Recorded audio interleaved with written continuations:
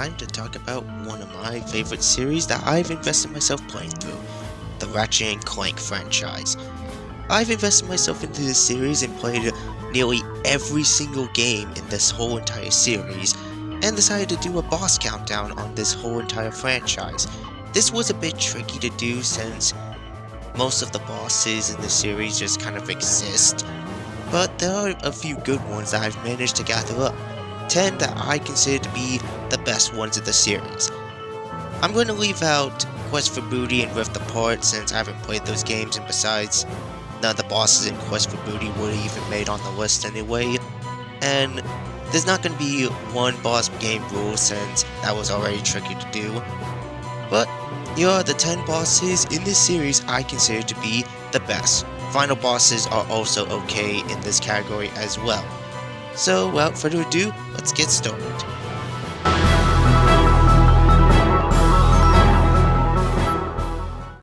The Giant Robot Lizard. Most first bosses in this series tend to be kinda miss, but there are a couple that are actually good, and surprisingly, the first boss from, well, one of the worst games in the series, is actually a pretty good fight. In this fight, you're fighting against a freaking mechanical dragon-like lizard in a city representing like Godzilla, almost way before Luigi's Mansion 3 even got the idea.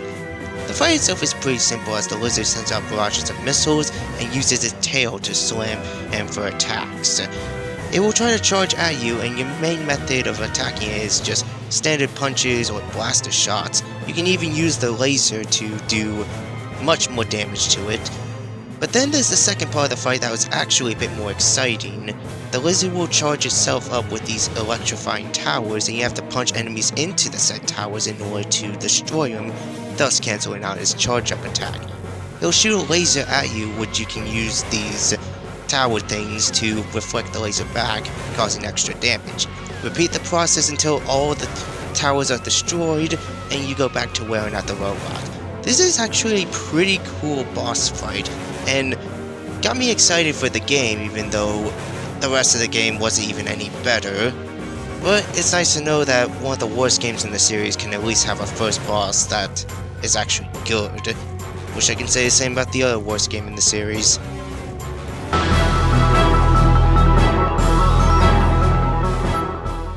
Ratchet and Clank 2 Going Commando. This game may be one of the best games in the series, but man, does it have the worst lineup of bosses in my opinion. Most of them are really easy and underwhelming, and others are just straight up tedious and unfun to fight against. Surely they can't be a good boss out of this game. Okay, maybe I slightly lied, since there is actually one good fight. The Swamp Monster second round. Or isn't the second Swamp Monster, who cares? You first fight against this thing during your exploration of the planet, and the first fight is just kinda there. But then, you'll notice the secret pathway where you need the magnet boots in order to get into the said pathway. Once you get it, you have the option to explore back, and get greeted with a secret boss fight. This thing is actually surprisingly a pretty good challenging fight. It will use its tentacles to swipe you, get rid of the said lily pads, even spitting at them, so that way you have limited space to move around in, since the water slows you down. And this thing will straight up eat you, even though it's not instant kill, but it is the details all around. This boss feels so unfinished, but surprisingly, it's actually a pretty good fight. And it's strange to see a good boss from a game that has the worst lineup. But hey, at least Going Commando isn't completely terrible with its boss lineup, so I'll give it credit for what it has to offer. Kinda makes me wish this thing was the final boss instead of, well, what we got in the end results. But yeah, you'll need to be well prepared if you want to take down this beast, since this thing will be quite a challenge to go through, even on challenge mode. It took a lot, but I would have to say the reward is kinda worth it.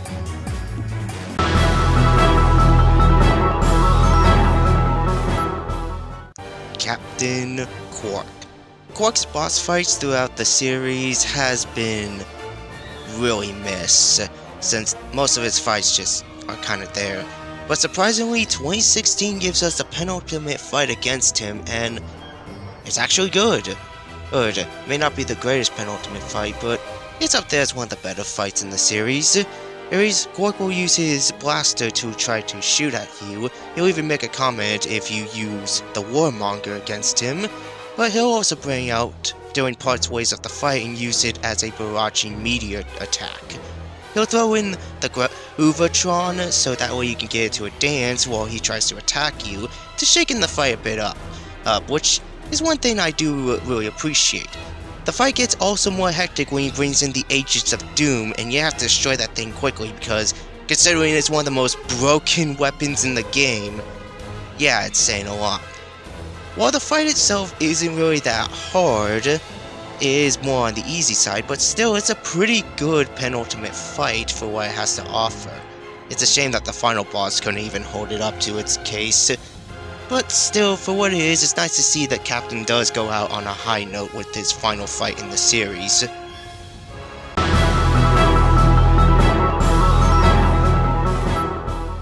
Neftin Prog. Into the Nexus does have a weak lineup of bosses. A lot of them just kinda exist. Surprisingly, the fight against one of the main antagonists of the game is actually good, which is strange considering how I feel about the game and the boss lineup as a whole, but at least it's better than nothing. And the fight against Neftin is pretty cool and very atmospheric, since he's doing this to protect his sister from you, since they both were orphans and didn't have a very good life. But no matter what, this fight feels a bit more personal. After what he did to Qwark and Zephyr, they didn't deserve to die like that. So in this fight, he brings out his heavy maces and that are electrifying, and he'll use them as weapons to throw at you, cause electrifying shockwaves, and even doing a little bit of a jump rope. The fight also gets a bit hectic at the halfway mark where he'll bring in enemies, but luckily he'll stay out so it won't be much of a hassle. The enemies themselves aren't that hard to deal with, but the fight is pretty good for what it has to offer. Sure, it's a simple basic fight, but I really like this fight for being a bit more challenging and exciting than all the bosses in Into the Nexus, because for what this game has to offer, at least I can say something a bit positive about this mediocre game. Jeez, I wish this game wasn't rushed so that way we can have more to talk about, but it's nice to see that we have a good boss fight, even though they brought in a robot reskin in the frickin' arena fights. Wasn't even anything noteworthy.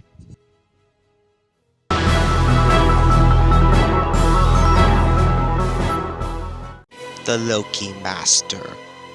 Wow, we got a final boss on the list, and this one might be a bit of a surprise considering what All for One has to offer, but in the end, the game actually ends off with a very good final boss fight, even if the fight itself is very easy. The Loki Master, taking possession of Mr. Dinkles during the start of the fight, has been revealed to be the true main antagonist for the game, and he plans to use all these meteorites to reborn Tornox since he's the last spirit of his kind. So the fight starts off with a few enemies, as expected with this series, but isn't really anything exciting since they're all easily handled with your arsenal of weapons. Then it comes to the fight against Mr. Dinkles himself, where he uses a shield and fires out rockets that explode into shockwaves. You have to use the reflectors in order to reflect the said lasers back at his shield in order to actually do damage to the boss. This first phase is pretty easy, but still is pretty good and offers a bit of a challenge for what it has to offer. Even with a few enemies here and there, they can be a bit of a hassle, but with the correct weapons, you'll be able to get through them in no time. But even after all of that, the Loki Master still makes one desperate attempt to use the extractor to extract his soul into the big beast, the Vorselon. And this fight is pretty intense for all things considered. The Vorselon has a few attacks such as swiping at you and using these other monsters that he eats for elemental powers, such as fire and lightning. This fight, it does make good usage of the elemental attacks that you have to avoid and such, and isn't really completely tedious or repetitive, which is the one thing I was worried about when getting to this fight. But it was at a perfect length. Even if the boss does that annoying gimmick where it regenerates its health, it still wasn't so bad since it's mostly a scripted fight that you have to go through. So, yeah. And luckily you do get ammo, which does make the fight a bit more easier to handle, especially with the barrages of attacks it throws out in the electrifying phase. But you do got your AI teammates for something useful. After doing enough damage, you destroy the healing orb and have to use the pincers to hold the beast down so you can free the Loki Master out of this thing's body and finish it off for good. This was a pretty hectic and intense final boss. Even on hard mode, this fight was a bit challenging, especially during the final phase where you have to finish the spirit off for good. All for One may be the weakest game in the series, but at least I'll give this game credit as it does end off on a very good high note, especially with the ending and Nefarious slapping the spirit. That was just pretty cool.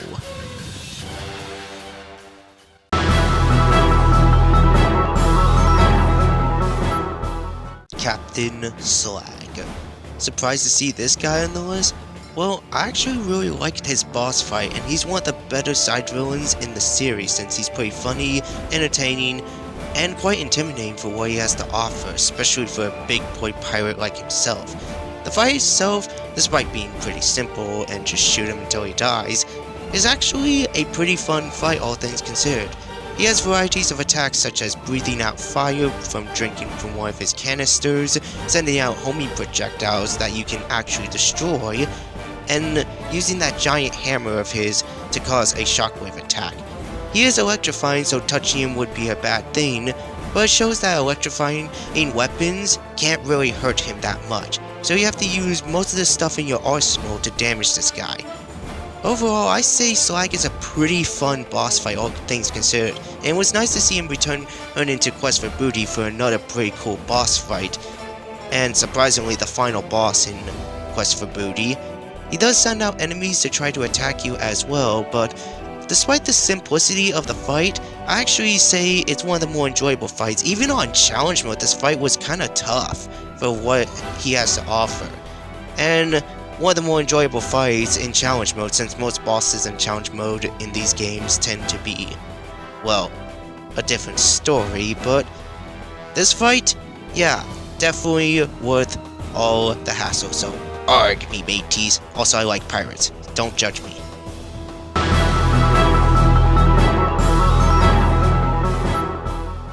Ace Hardlight. Here he is, the big star, the main man himself, Ace frickin' Hardlight.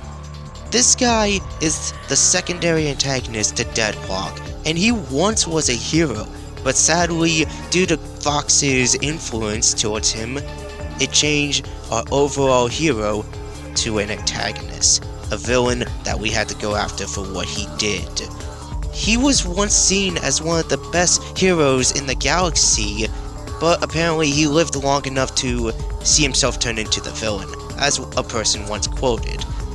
And we do get the satisfaction of fighting him in the penultimate fight, and the fight itself is, despite being pretty simple, is actually a pretty good boss fight all things considered. Ace will use his standard buster shots and shockwave grenades to attack you, kinda similar with Captain Qwark's fight from 2016, so that was a nice little appreciation. My favorite part of the fight is when he was sending out his hologram clones as they can all attack you and such, and trying to figure out which one is the real one was a bit tough since the clones take a lot of punishment.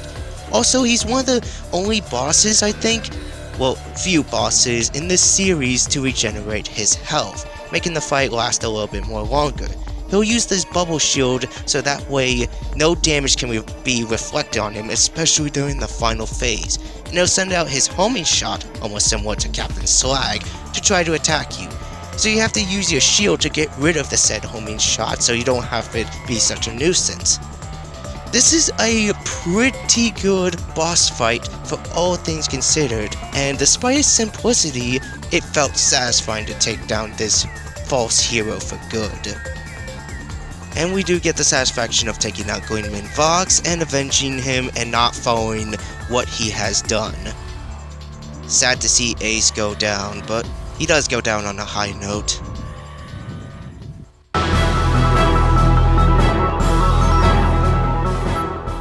Prepare to be killed by... Wait for it... Lord Vorselon! Narcissistic that much? Yep, Lord Vorselon, the secondary antagonist to A Crack in Time.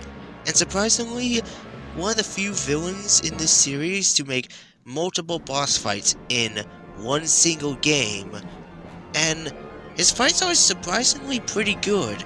You face off against him 2 times mandatory, and the final time being the optional secret boss fight for collecting all of the zonies around the galaxy, the main collectibles of the game. His boss fights themselves are also pretty good and challenging for what he has to offer. He starts out pretty easy in the first fight with his simple, easy attacks, but his later attacks, he amps up even more by adding a couple new attacks and amping up the same old attacks to be even more trickier, such as his blaster shots being a bit more harder to avoid in later fights, his electrifying attack that has multiple electrifying movements, and multiple different electrifying attacks. Seriously, is he always electrifying? And an invincibility attack where he'll go invincible and try to sneak up onto you for a 1-2 roundhouse punch. This guy is pretty tough to take down, but he starts off easy for the first 2 fights, but his final fight is the hardest fight in the game. And it's the last boss you have to deal with, and unlocks a very good reward after beating him. He takes a lot of punishment, so you need to bring your A game and a lot of good level up weapons in order to even stand a chance to beat this guy, as his attacks are all amped up, he'll litter the arena, and ammo boxes aren't plentiful. So, yeah, this guy is not holding back, all things considered. I really enjoy his boss fights, and one of the few villains in this series to have multiple boss fights that aren't annoying or terrible. Looking at you, thug leader! Your boss fights suck! So yeah, and even beating him for the final time, when you board onto his ship, you have to leave out since he planned a self-destruct sequence, but you have plenty of time to escape out, and your reward is the Insomniac Museum. So, all things considered, this is a really good fight, and he's one of the few villains I actually don't mind, all things considered. So I hope that paycheck was, well worth it, though.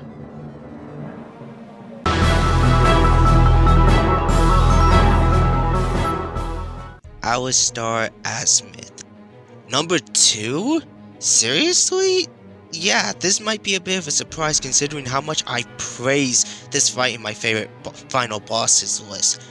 All things considered, I still really love this fight and consider it to be one of the best final bosses in the whole entire series. He once was a friend to you throughout the game in helping you find the Great Qwark and saving Clank. But he betrays you and kills Ratchet near the end of the game, and it was up to you to go into the Great Qwark and undo that event that has happened. You go through a bunch of grind rolling segments, and the actual fight against him is really fantastic. This fight is quite challenging. He has a lot of health, but nowhere to the point where it feels tedious, and he has a lot of attacks such as his blaster shots coming from his staff, throwing his said wrench staff at you, who was zipping around the arena throwing out grenades, and even ripping off some of the panels and yeeting them at you. Later on, halfway through the fight, he'll amp up his attacks as well and create a shockwave attack, and breaking the glass panels, thus creating more holes for you to avoid. He'll charge straight towards you in his fancy rocket boots, and this fight is just downright cinematic and epic for what it has to offer. Ammo is also pretty plentiful in this fight, and the music itself, while not my personal favorite, still is one of the best final boss themes in the whole entire series. I love this final fight, and A Crack in Time to me had the most perfect ending in the whole series. A fantastic final boss, a great ending, and overall, if this is where the series was going to end, I wouldn't complain, since this felt like it was supposed to be the true end to this series overall. And I just felt like this was definitely the peak of the series. This is one of the best final bosses, and I'll still praise it for what it is, and he'll still remain on my favorite final bosses list. But if we're talking about actual boss fights from the series, who could possibly have topped this? Well, I'll tell you who, but first, we got a few honorable mentions. Here are the honorable mentions. Arachnoid from Going Commando. Surprisingly, another good boss from this game that has the worst lineup. Terror of Towers from Up Your Arsenal. A giant Clank section that actually doesn't suck. Props. Courtney Gears also from Up Your Arsenal. Surprisingly, she fights as good as she can sing. The Battle Obliterator from Up Your Arsenal. A nice little conclusion to the game.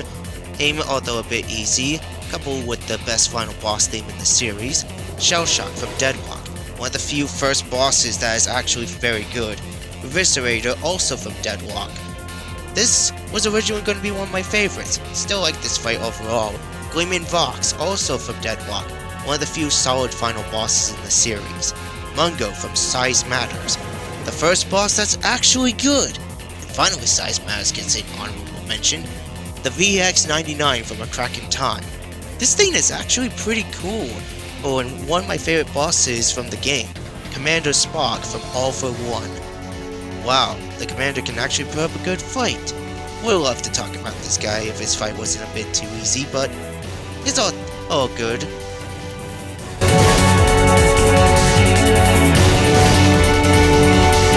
Dr.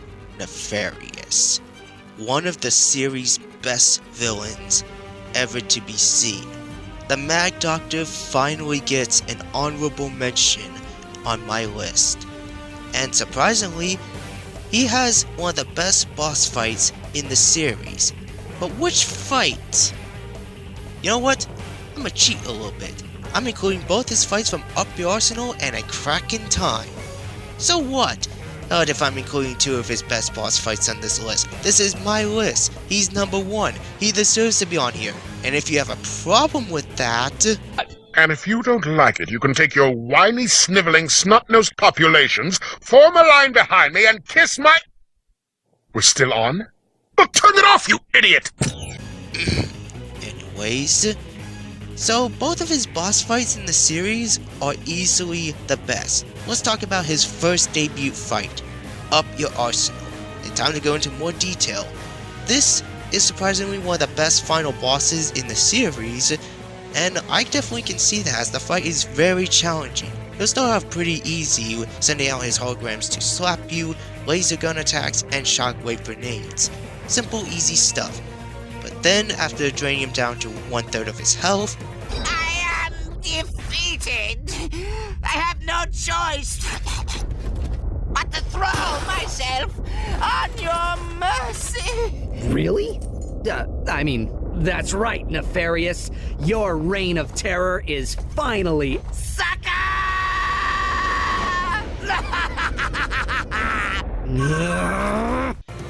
He'll run off and send his cronies out to try to attack you, which can be a bit of a hassle to deal with, but you have to chase him down, and the Galactic Rangers do come in to support you and help you deal with said enemies. Then there's the actual fight against him, where he'll send out barrages of lasers and missiles to attack you. How can he do all of this? I am impressed with how he can do all of these powers. His main attack is sending out clones after you that will slap you, which is very tricky to avoid since they're all over the place. He takes a lot of punishment to deal with. As this fight is hard, one of the hardest final bosses I've seen in a game. Even with your most powerful arsenal, he takes a lot of punishment to bring down. So you need to be at your A game to bring most of your best arsenal to do some good damage against him. Even with the Rhino, this guy is tough. So, yeah, his first debut fight is surprisingly very good, so he definitely left a good first impression. But then, there's his fight in a crack in time. Now he's switched from being the final boss to the penultimate boss. And this is actually a pretty great fight overall. Nefarious will bring back some of his attacks from the previous game, such as his shockwave bombs, and he'll send out lasers to try to attack you. This fight is pretty challenging, all things considered, in the first few phases. In the other phases, you'll be forced into these chase segments where the Nefarious space station's laser will try to heat you up. You have to avoid the laser while Nefarious sends in hazards to try to slow you down. These sections are quite hectic, especially the last part where you have to avoid aid falling off to your death. Then there's the final phase. Ace Lawrence is in the turret and he'll try to shoot at you while Nefarious will send out all various hazards as this is his final stand to try to kill you. With your best arsenal of weapons, you'll be able to bring him down for good since everything is so hectic going on in the final phase. You have to be sure that you have plenty of health and be ready to take him down for good since all of this is just insane. The only negative I really have with his fight in the crack in time is pretty much the checkpoints. This game is littered with so many checkpoints that it makes the fight a bit too easy to go through and to catch up. But even then, I wouldn't say it would heavily hurt his fight overall, since this is still one of my favorite penultimate fights in the series. It's a shame later fights against the Mad Doctor just got a bit weaker. I'm just kinda hoping for something for Rifts Apart since, you know, still haven't played that game. Overall, his fights in Up Your Arsenal and A Crack in Time are easily the best boss fights in the entire series, and my personal favorite fights in gaming and as a whole. If Nefarious was able to make my list of favorite final bosses from Up Your Arsenal, he would definitely be in the top 5, that's for dang sure. Overall, the Mad Doctor still delivers the best. Well, this was a bit of a short countdown. I wish I had more to say about some of the bosses, but this is my list, and for what they have to offer, there's some pretty good fights overall. So, yeah, while the series may not have the best lineup of bosses to be seen in any video game, there's still quite a few good ones that I will give credit to for this franchise, and I was happy to play through it. If I ever play Rift Apart, will there be a boss that will make the favorite list?